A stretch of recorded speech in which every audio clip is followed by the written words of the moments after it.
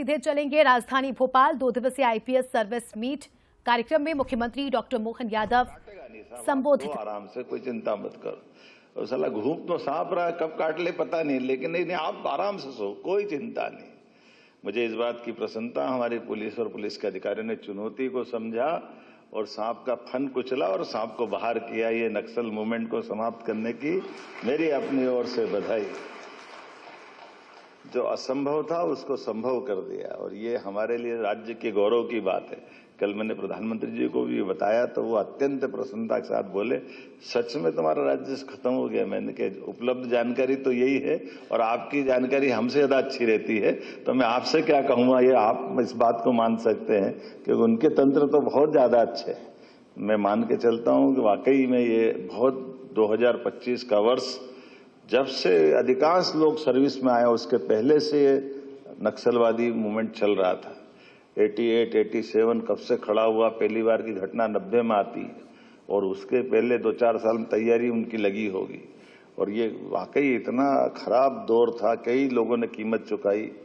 कई हमारे पुलिस के अधिकारीगण, छोटे कर्मचारी, आम जनता, राजनीतिक नेता, मंत्री कितनी कीमत चुकाई है, कितने प्रकार से कीमत चुकाई। लेकिन ये एक बड़ी उपलब्धि है, वह सच में आपको बधाई देता हूं। जब हम आज मीट की बात करेंगे तो मैं प्रारंभ में उस टॉपिक पे वापस आता हूं कि हम यहाँ जब बात कर रहे हैं तो आप 2 दिन के अंदर नए पुराने सारे अधिकारी मिलकर के हमारे परस्पर अनुभव के साझा करते हुए, अपनी भविष्य की चुनौतियों को भी समझते हुए, एक दूसरे के अनुभव से नए ऊर्जा से भरे हुए, अपने काम को दक्षता को हासिल करने की मन में ललक लिए हुए नए मित्र भी मिल रहे हैं और पुराने अपने अनुभव से, अनुभव के आधार पर हमको मालूम है हनुमान जी को अगर जामवंत नहीं मिलते तो समुद्र की दुनिया का क्या होता।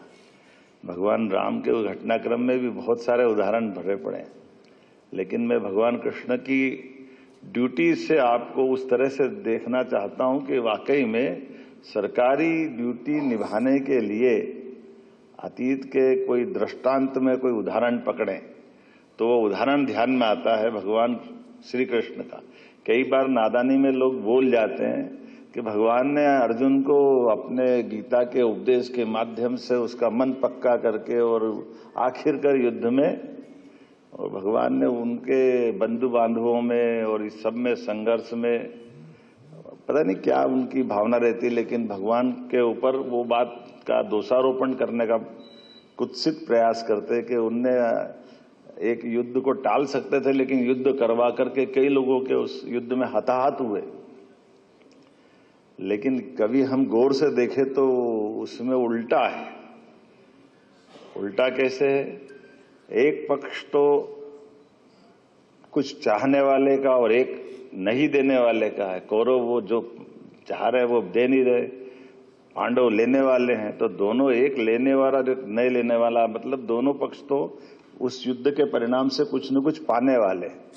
लेकिन युद्ध की बड़ी ताकत भगवान कृष्ण की सेना भी तो है, जिनको एक तरफ वो खड़े दूसरी तरफ उनकी सेना है, तो दोनों दृष्टिकोण से उनके हाथ में क्या मिल रहा है। युद्ध क्या, अगर कौरव पक्ष जीतता तो कृष्ण भगवान किधर खड़े थे, उनके मान का, उनके अपमान का, उनके कहे गए वाक्यों का।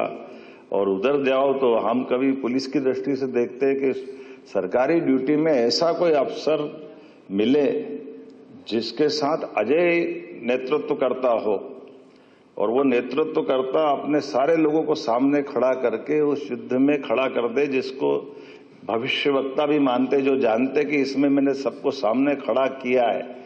लेकिन ये एक नहीं बचने वाले हैं, सब वो लोग जो जीवन भर जीतते आए, हमेशा अपनी विजय के डंके बजाते रहिए और उस युद्ध में खड़े हुए एक ऑर्डर से। केवल कृष्ण भगवान ने कहा मैं इधर और बाकी उधर, और उस पूरे सारे जितने भी विद्वानों से पूछो, अपन तो इतने विद्वान नहीं है, लेकिन कि पूरे युद्ध में हमने ये सुना नहीं कि भगवान के कृष्ण का कोई एक सिपाही भागा, और ये भी नहीं सुना कि कोई बचा।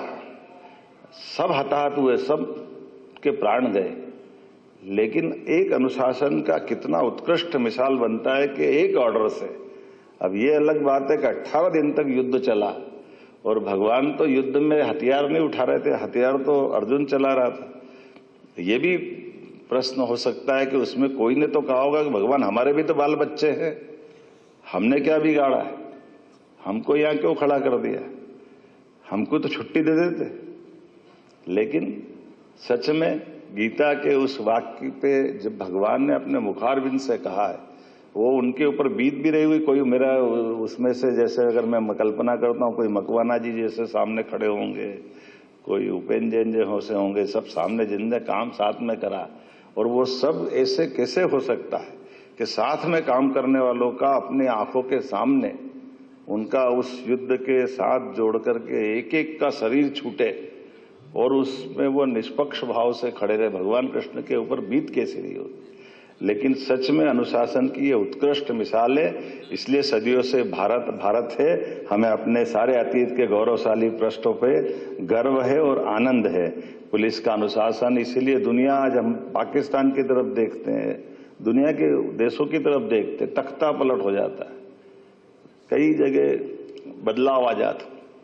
लेकिन हमारे यहाँ देश आजाद हुआ, हमारे साथ पाकिस्तान भी आजाद हुआ, लेकिन हमारे यहाँ आपातकाल की घटनाक्रम हो या कोई और घटनाक्रम हो, जहां जहां आवश्यकता पड़ी, हमारी ये जो IAS IPS सर्विस के माध्यम से वर्तमान की प्रशासनिक तंत्र ने अपनी लोकतंत्र को मजबूत करने की जो भूमिका अदा की, सच में अद्भुत है। मैं धन्यवाद देना चाहूंगा अपनी इस प्रकार की भावना के लिए ऐसे संगठन के लोगों को, जिन्होंने अपनी अपनी उस दायरे में रह करके उस सारे प्रकार से। और अब पुलिस की बात करता हूं तो मैं अभी साइन करके आ रहा हूं कि हमारे द्वारा 12 साल से DSP एडिशनल SP नहीं बने थे। मुझे प्रसन्नता अभी हाल अब आज के बाद को जल्दी समाचार आएगा कि हमने प्रमोशन का वो रास्ता भी खोला है। 7,500 भर्ती हर साल हम करने ही वाले हैं, 22,500 पदों की भर्तियां हो जाएगी। आपने ड्राइवर का कहा, ड्राइवर की क्या बात है, भेजवा देना, वो भी कर देंगे, कोई मना थोड़ी है। दीदी साहब आप कह रहे हो तो क्या परेशानी, किसी भी प्रकार से अच्छे कामों को करने में क्या दिक्कत है। मैं आज अपने बीच में से बदलते दौर में जिस प्रकार की चुनौतियां, चाहे साइबर अपराध की हो, महिला सुरक्षा की हो, तकनीकी नवाचार की हो, जन जागरूकता के आधार पर हमारी अपनी अपराधियों के खिलाफ जो सफल मुहिम है, इन सारी बातों से हम दक्षता के साथ निपट रहे हैं। नए कानून लगाने के लिए भी मध्य प्रदेश पुलिस देश के सामने आदर्श रूप से चल रही है। मैं इस नाते से भी आप सबको बधाई देता हूं, आपका अभिनंदन करता हूं। आपकी सतर्कता और त्वरित कार्रवाई से राष्ट्र विरोधी ताकतें, चाहे जमात मुजाहिदीन बांग्लादेश हो, ये क्या बोलते हैं, PFI है ना, पॉपुलर फ्रंट ऑफ इंडिया, और नाम भी जाने क्या क्या है, इनके नाम लेना ही है। लेकिन हम उम्मीद करते हैं कि ये जहां से खड़े हो वहीं दफन कर दें। हमारी पुलिस की दक्षता से मेरी अपेक्षा भी है और आप उसमें सफल भी रहोगे, ये मैं पहले से आशा भी व्यक्त करता हूं।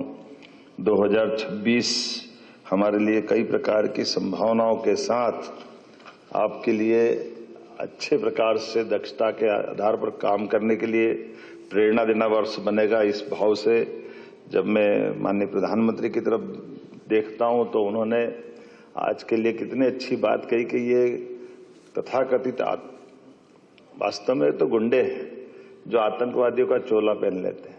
कितने प्रकार से कोई क्या क्या रास्ता निकाल के आता है, और संगठित अपराध के लिए भी हमारे यहाँ राज्य में कोई जगह नहीं। जो आपने नशे की बात कही है, हमारे यहाँ केंद्रीय एजेंसी आए उसके पहले हमारे राज्य की पुलिस दबोच ले, किसी को मौका नहीं मिलना चाहिए। और भविष्य की दृष्टि से आप अच्छे से अच्छे ढंग से काम करते जाएं, मेरी अपनी ओर से शुभकामना है।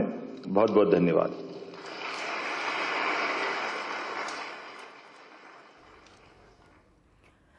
तो मुख्यमंत्री डॉक्टर मोहन यादव को आप सुन रहे थे। कुशाभाऊ ठाकरे सभागार में कार्यक्रम का आयोजन और 2 दिवसीय IPS सर्विस मीट का यह आयोजन, जिसमें मुख्यमंत्री ने संबोधित कर इस कार्यक्रम की शुरुआत की।